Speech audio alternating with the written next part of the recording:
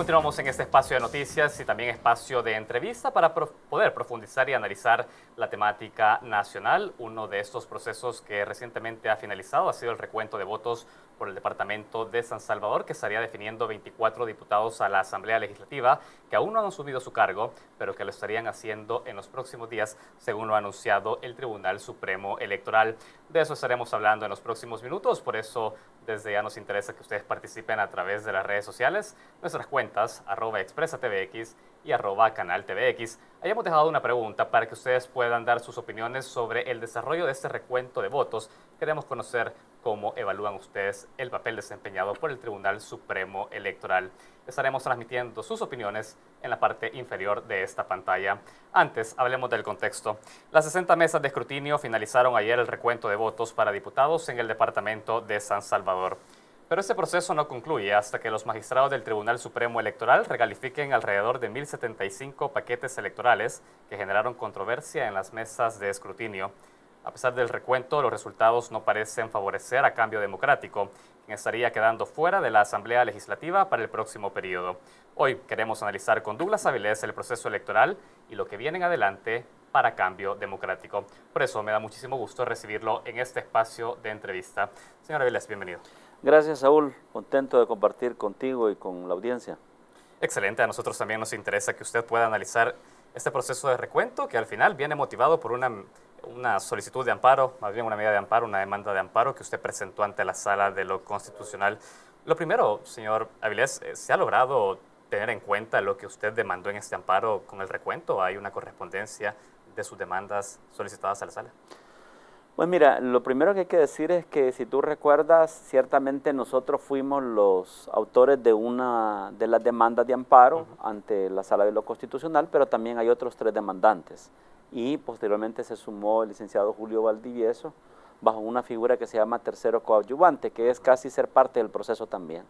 Entonces fuimos un grupo de personas que creíamos habían ocurrido una serie de anomalías y una serie de situaciones irregulares en el proceso desarrollado anteriormente por el Tribunal Supremo Electoral y por eso nos amparamos.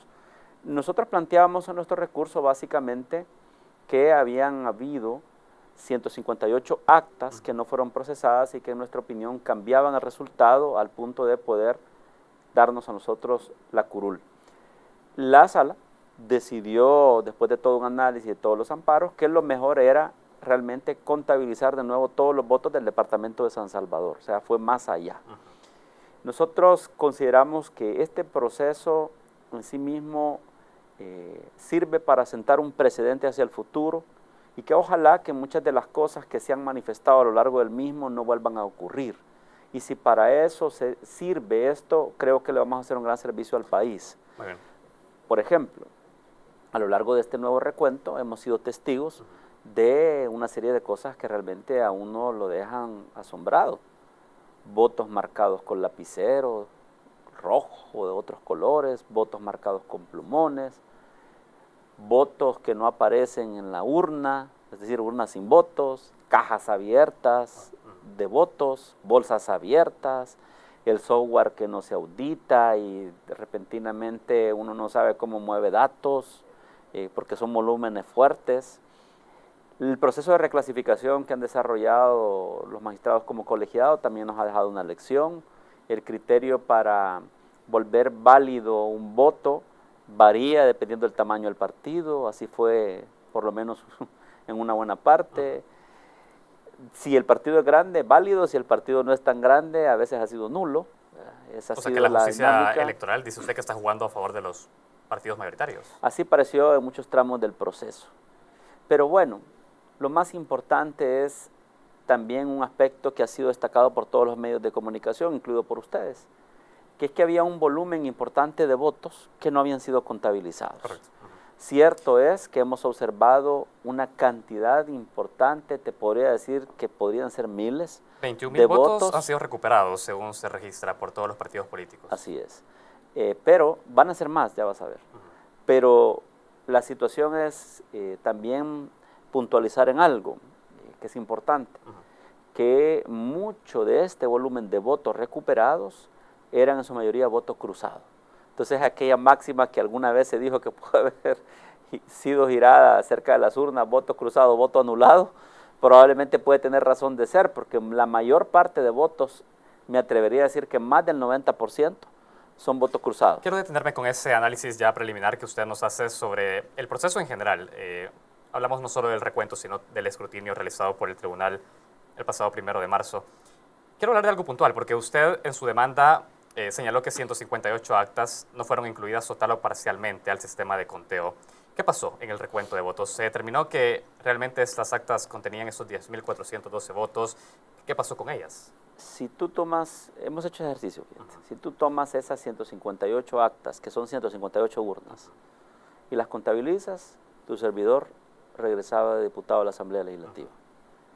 Pero la decisión de la sala fue ordenar la apertura de todas las urnas, y eso es un reconteo total, y es lo que yo llamaría, ocupando una figura deportiva, partido nuevo. Es decir, todo lo de atrás quedó ahí. Y ahora había que comenzar de nuevo como si nada hubiese pasado. ¿El recuento no favoreció entonces a Cambio Democrático? Mira, ese es un tema central. Quizás lo primero que hay que decir es, favoreció a todos tal como tú lo consignabas en la medida en que todos logramos más votos. Pero ciertamente en el tema de la competencia de la diputación, no. Pero también hay que preguntarse por qué. Lo digo con mucha responsabilidad. Sí. Cuando tú compites en condiciones de igualdad, y un proceso que garantiza transparencia y el total cumplimiento a las medidas cautelares que fueron señaladas por la Sala de lo Constitucional, probablemente nos hubiera puesto en otra situación. Pero yo mismo te he dicho, y no me lo estoy inventando, ustedes lo han consignado como medios, ¿cómo puede haber esa igualdad en la competencia si han sucedido cosas? Apagones, cajas abiertas, urnas que no tienen votos, votos validados en este proceso marcados con lapicero o plumón, los criterios que han variado. Es decir, tú no puedes descartar que esta serie de factores pudieron haber incidido al final en el resultado. Ahora, es decir, que esto es la reedición, sí. Solo para puntualizar, sí. En cierto sentido es la reedición de muchos vicios y anomalías del pasado. Quiero dejarlo justamente con eso, porque pareciera, y hemos escuchado análisis en otras ocasiones, respaldando la capacidad que tiene el Tribunal Supremo Electoral para administrar procesos electorales, y se ha dicho que es de lo mejor que había logrado el país posterior a la firma de los acuerdos de paz. Pareciera que llegamos nuevamente a la discusión si el tribunal está en la capacidad de hacerlo justamente cuando llega una nueva instancia, el voto cruzado. ¿Que ha sido este el punto que generó toda la falta de organización dentro de un Tribunal Supremo Electoral o viene dado por nuevos funcionarios? ¿Cómo lo han visto? Mira, esa es una pregunta también de fondo. Yo lo he señalado también. Es un conjunto de factores. Ha habido a lo largo de este proceso de conteo de votos un manifiesto proceso descoordinado, falta de liderazgo, y te lo digo, mira, no tengo nada personal, al contrario, algunas de estas personas en el pasado les tenía aprecio, porque las he conocido en el desempeño de otros roles y lo han hecho mejor que lo que hoy. No es esto personal. Desde el punto de vista del funcionamiento de las instituciones, francamente se ha retrocedido. Hay una manera de funcionar en la parte operativa por parte del organismo colegiado TSE que denota una falta de liderazgo, denota que no se logran hilvanar de forma eficiente los distintos procesos administrativos. Esto quedó demostrado y los medios lo han estado registrando todos los días. Hay también, creo yo, ciertamente una fuerte contaminación de intereses que siguen respondiendo a cúpulas partidarias y en algún sentido un dominio de unos sobre otros, por lo tanto a la hora de incidir en cosas. Y esto creo que no permite, son resabios del pasado, esto no permite a la institución realmente funcionar en eficiencia y en transparencia en todos sus procesos como debe de ser. Y lo que está a la vista no quiere anteojos. Ahora, yo he dicho, esto ya trasciende al tema de una diputación mía, si no abre la posibilidad de impulsar una reforma electoral a profundidad que podría pasar por la separación de atribuciones. Pero además he señalado algo, no todo es culpa del tribunal, no todo es culpa de esta inoperancia. No, también hay cosas que fueron responsabilidad de quienes en algún momento hemos sido legisladores, por ejemplo. Quiero dejarlo justamente con eso porque tengo que hacer una pausa. Usted ha tocado un punto fundamental en tratar de identificar qué pasó durante el proceso. En su demanda usted decía, Esos problemas se han generado por una inadecuada reglamentación de conteo de votos, instrucción y educación electoral. Y pareciera que el Tribunal Supremo es el eslabón al que le llegó este tema, pero antes hubo una asamblea legislativa que tuvo que legislar y antes hubo tiempos de la sala en poder dictaminar sobre el voto cruzado. Quiero que analicemos eso al volver de la pausa, señora Avilés. Nosotros tenemos que hacer el primer corte de esta entrevista. Continuaremos conversando con Douglas Avilés sobre el proceso de recuento de votos en San Salvador. Ya volvemos.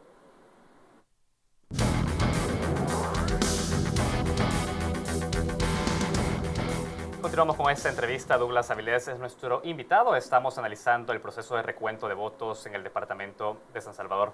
Señor Avilés, usted en el bloque anterior, si bien decía, el recuento no ha favorecido para que Cambio Democrático retenga su curul, sí deja importantes reflexiones sobre la necesidad de evaluar la función del Tribunal Supremo Electoral en la administración de elecciones. Y ha dicho, es importante avanzar en una reforma que incluso pueda ayudar a separar funciones jurisdiccionales y administrativas sobre el tema. Pero hay un punto, porque analizábamos esa elección, se confluyeron bastantes factores, nuevos funcionarios, una nueva sentencia sobre voto cruzado. Usted en su demanda dijo, esos problemas se generaron por una inadecuada reglamentación de conteo de votos, instrucción y educación electoral. De fondo hay acá una crítica por parte de Douglas Avilés y no sé si Cambio Democrático en que esta sentencia realmente, con el poco tiempo de implementada, afectó un proceso transparente y adecuado. Mira, es un conjunto de cosas. Hablemos rápidamente por partes. La separación de atribuciones administrativas y jurisdiccionales del Tribunal Supremo es un imperativo. Debe hacerse. No hay otra manera. Yo no veo cómo este tribunal administre las próximas elecciones en 3 años. Podríamos estar ante la reedición de un triste capítulo. Y yo creo que eso nadie lo quiere. 65 días y todavía en esto. 3 meses casi. Entonces, yo creo que esto no puede volver a suceder. Pero no solo eso, también hay que señalar que el tema de la independencia es vital de quienes ostenten el cargo de magistrados. Y hay que señalarlo de forma autocrítica, en la medida en que los partidos políticos sigamos de forma obstinada queriendo controlar a los funcionarios que ostentan tan importantes cargos, les robamos independencia. Y en la medida en que ellos tampoco se separen de esa vinculación con los partidos políticos, por más que en el proceso hayan demostrado que no están afiliados a partidos, pero en la práctica tienen esa vinculación casi orgánica, creo que el sistema tampoco puede avanzar como ha avanzado en países como México o otras naciones del mundo. Ahora, pero queda una duda sobre eso que usted está diciendo, porque si ya existe una jurisprudencia clara sobre la independencia partidaria de los funcionarios que asumen tareas jurisdiccionales por parte de la sala y ustedes lo eligen bajo esos parámetros, ¿qué está pasando? No es que esté permeado por parte de los magistrados. Mira, hablemos de la vida de verdad, es decir, de la realidad. Un proceso ciertamente ha incluido toda una selección, análisis de las credenciales, formación académica, confirmación de que no pertenece a un partido político, pero al final del día yo te lo puedo decir aquí, ya cuando llegamos a la fase de definición y están en las listas nombres, ¿vea? ¿Comisión política?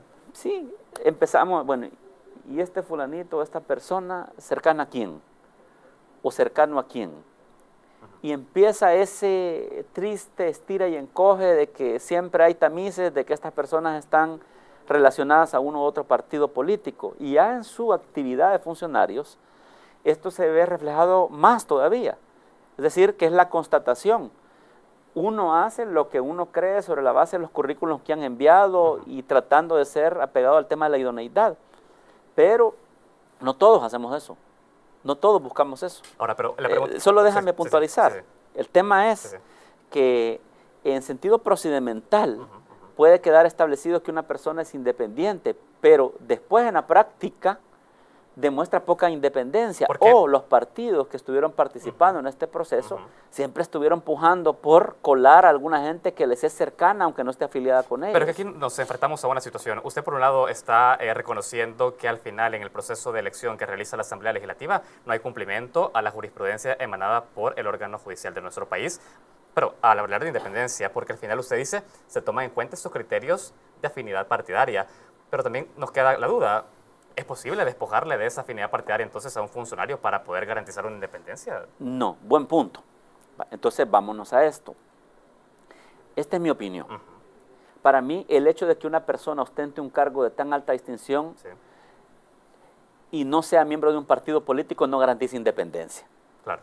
Fíjate que ahí han habido funcionarios que han pertenecido a partidos y demuestran más independencia que lo que puedan mostrar ahora algunos que no están afiliados. Para mí no es el tema central.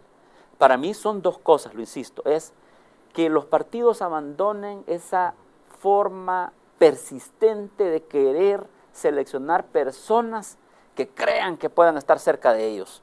Y que por otro lado, los funcionarios que vayan a ostentar estos cargos, hombre, asuman su rol y se independicen, tengan un criterio propio y desarrollen lo que la Constitución dice sobre su papel. Ese es realmente el kit del asunto, porque te lo puedo asegurar, en distintos cargos de elección de segundo grado, donde ahora ya hay sentencias de que no deben ser miembros de partidos, es un avance, pero no te garantiza independencia. Lo vemos en Cortes Supremas, lo vemos en otras áreas de la vida institucional del país. Lo que te garantiza eso es el carácter del funcionario, más allá de que esté afiliado o no, en la convicción de que debe hacer lo correcto y lo que la ley dice, y que los partidos, por otro lado, abandonen la necesidad de seguir votando por personas que creen que van a estar cerquita de ellos, por más que no estén afiliados en sus partidos. Ahora, la Asamblea también tuvo niveles de responsabilidad de lo que sucedió. No fuimos capaces de legislar sobre voto cruzado y por eso el tribunal hizo, digamos, lo que pudo sobre el particular y no fue exactamente lo mejor, pero es una responsabilidad compartida con nosotros los legisladores, los que ejercimos ese papel en su momento. Creo que si volvemos a ir a elecciones en el esquema que vamos, va a ser un desastre. El voto cruzado, solo te puntualizo esta idea, el voto cruzado, así como está diseñado, que debe contabilizarse, no funcionará ni en esta ni en ninguna otra elección. Tiene que legislarse adecuadamente, en mi opinión, en la Asamblea Legislativa. Queda claro que para poder implementar de manera eficiente ese voto cruzado es necesario legislar, usted ha dicho, una reforma que vaya también el Tribunal Supremo Electoral encaminada a separar funciones jurisdiccionales y administrativas. Pareciera que lo legal no es lo que está determinando la independencia partidaria y pasa más bien por una voluntad política, señora Vélez. Cierto. Es una decisión política. De acuerdo. Hay algo. El recuento ha finalizado ayer, pero quedan aún 1.075 paquetes por recalificar de votos. ¿Eso podría darle aún posibilidades a ese cambio democrático? No lo creo. No lo creo. Mira, hay cosas que se dieron en este proceso que no nos explicamos. Por ejemplo, en una jornada de un día aparecían 5 o 6 urnas que en la etapa anterior registraron 40, 50 votos y en esta 160. Estadísticamente, y gente que sabe de esto, técnicamente no se encuentra una explicación, pero bueno, va a quedar para la historia y evidentemente la tendencia que a estas alturas hay no creo que modifique resultados. ¿Cuál será el futuro del cambio democrático? Mira, vamos a refundar el partido, también hay otras lecciones, uno no solo puede alegar a estas irregularidades y cosas que pasaron en la situación a la que llegamos.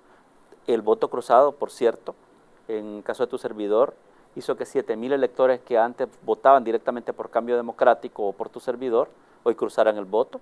Son las nuevas reglas del juego. Entonces eso significa que las estrategias también que se siguen no fueron las mejores y el voto cruzado terminó afectando a los más pequeños, pero también tiene que ver con cómo uno plantea las cosas al ciudadano, ¿verdad? Hay toda una intención de fortalecer nuestro proyecto hacia el futuro, hacer algunas cosas que no hicimos esta vez que pueden potenciarlo, ciertas alianzas con mayor vigor, la inclusión de nuevos liderazgos, es decir, todo un proceso que nos va a llevar siempre a permanecernos presentes en la vida política del país. Muy bien, ha hablado de una refundación del partido Cambio Democrático. Eso ha hablado un poco de las estrategias para poder tener mayor fuerza frente al electorado. De fondo, en la concepción misma de un partido de centro-izquierda en El Salvador, ¿qué es lo que se tiene que replantear? Porque tenemos un partido de izquierda fuerte como lo es el FMLN y pareciera que desde ese lugar no hay otro espacio para la izquierda política en el país. ¿Hay un pensamiento de fondo ideológico, de contenido por parte de Cambio Democrático que replanteasen esta refundación de partido? Fíjate, Saúl, que tú has dicho algo que yo comparto. Para mí la izquierda está monopolizada por el frente, como la derecha por arena. ¿Dónde encuentro yo realmente un espacio que no hemos sabido capitalizar? En el centro. Y por hoy quien lo está haciendo es Gana. Hay que decirlo. Es el que mejor lo está haciendo, aprovechando ese centro, cuando de manera más natural nosotros podríamos haber cabido ahí. Parte del replanteamiento puede ir por esa vía, en el sentido de entender que hay un núcleo del electorado que sigue viéndonos, pero lo estamos buscando en el lado equivocado probablemente. Eso puede ser un factor, pero también fíjate que te quería dejar planteado un tema que sería bueno abordar al futuro. Nosotros hemos ganado una alcaldía y hemos ganado 23 regidores, son de Cambio Democrático. La ley dice que para vivir como partido necesita 50,000 votos o una diputación. ¿Y qué va a pasar con nuestro alcalde y nuestros concejales? ¿A qué partido pertenecerán? Es decir que también esas son las cosas que quedaron en vacío y no legislamos con la nueva ley de partidos políticos. Muy bien, muy bien. Y hacia ahí vamos también nosotros, ¿verdad? Pero bueno, todas estas reflexiones las tendremos que hacer, pero no solo está asociado a la parte ideológica y qué nicho del electorado debes de buscar con mayor claridad. Está asociado también a otra serie de factores, liderazgo, remozamientos, alianzas, que nos tenemos que replantear hacia el futuro. Y yo te digo, no voy a mencionar nombres porque no acostumbro a eso, pero hay otros partidos que ya en esta elección casi estaban en el mismo camino o están en ruta a la desaparición si no se replantean esto al futuro. Porque seguir viviendo solo con una diputación, en mi opinión, no tiene mayor sentido. La idea es tener un proyecto político consistente que incida más. Y el voto cruzado nos está obligando a todos los partidos a replantear esas estrategias hacia el futuro.